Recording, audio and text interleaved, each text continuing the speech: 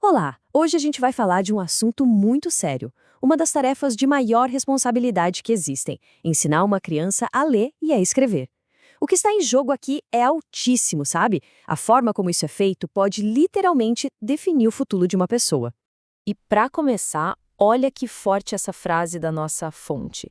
Confiar em um único método de alfabetização é como jogar roleta russa com o cérebro de uma criança.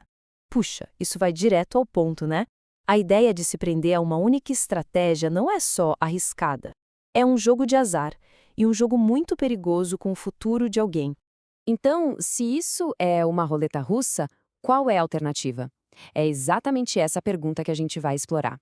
A proposta aqui é bem clara: deixar a sorte de lado e buscar uma abordagem que seja profissional, eficaz e, mais importante de tudo, segura para a criança. Ok, vamos mergulhar nisso. O primeiro conceito, que é a chave de tudo, é que métodos de alfabetização não são universais. Não dá para simplesmente pegar um método que funciona num lugar e achar que vai funcionar em outro. E o motivo é até que simples: as línguas são fundamentalmente diferentes entre si. E, para entender essa diferença, a gente precisa falar de uma coisinha chamada ortografia. Pensa na ortografia como se fosse o nível de transparência de um idioma. Numa língua transparente, o que a gente lê é basicamente o que a gente ouve. As letras e os sons batem certinho. Já numa língua opaca, essa conexão vira uma bagunça, cheia de regras e exceções. E olha só esse exemplo que deixa tudo bem claro. Em português, a palavra macaco é super transparente, né? M-A-C-A-C-O. 6 letras, 6 sons, tudo certinho. Agora, olha o francês. A palavra para água, ou. 3 letras, E-A-U, que juntas têm um som só, O. Completamente opaco, não tem nada a ver. E aí que vem o pulo do gato. O nosso português, ele não é nem uma coisa nem outra. A gente tem palavras super regulares, como macaco, mas também temos chinelo, onde o chá tem som de X. E o que isso significa na prática? Que nenhum método que foca só no regular ou só no irregular vai conseguir dar conta da complexidade do nosso idioma. Isso aqui ilustra perfeitamente porque essa ideia de importar um método não funciona. Pega o método fônico russo, por exemplo. O objetivo lá é completamente diferente do que se faz no Brasil. Lá o foco é psicológico, é um ato intelectual de análise da palavra. Aqui no Brasil, o foco é muito mais operacional, é para automatizar a decodificação.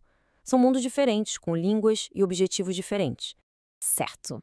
Então vamos conhecer as ferramentas que a gente tem na mão. No Brasil, se trabalha principalmente com 6 métodos. E a grande virada de chave é parar de enxergar esses métodos como se fossem concorrentes e passar a vê-los como instrumentos numa caixa de ferramentas de um profissional.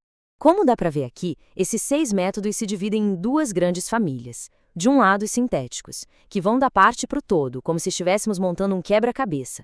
E do outro, os analíticos, que fazem um caminho contrário, olham para o todo para depois entender as partes. A filosofia por trás de cada um é bem direta. A abordagem sintética começa com os tijolinhos, as letras e os sons, para daí construir a casa. Já a abordagem analítica começa com a casa pronta, a palavra ou a frase, e aí vai analisar como os tijolos foram organizados. Bom, agora que a gente já conhece as ferramentas, vamos ao centro da questão. Por que é um erro tão crítico se apegar a uma só delas? A fonte aqui não mede palavras. Diz que é o erro mais grotesco que um profissional pode cometer. Grotesco é uma palavra bem forte. E para entender o porquê, a gente tem que olhar um pouco para a história de como esses métodos surgiram. O que aconteceu foi basicamente um ciclo. Alguém identificava um problema em um método e aí criava um novo para resolver aquilo. O método fônico surgiu para corrigir o alfabético, o silábico para corrigir o fônico.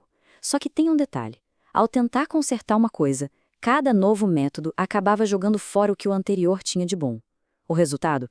Cada um deles ficou com seus próprios pontos cegos. Isolados, todos são incompletos. E aqui tem um ponto que torna tudo mais complicado ainda. O prejuízo de usar um método só não é imediato. Como o cérebro da criança leva um tempo para consolidar tudo, as lacunas de aprendizado só vão aparecer de verdade lá na frente, anos depois. E aí, para diagnosticar e corrigir, o problema fica muito maior. Tá bom, então qual é a solução? É uma mudança de perspectiva. O papel de quem educa não é ser um seguidor de método, mas sim um diagnosticador habilidoso, alguém que domina uma caixa de ferramentas versátil. E a principal ferramenta para esse diagnóstico é entender a chamada hipótese descrita da criança.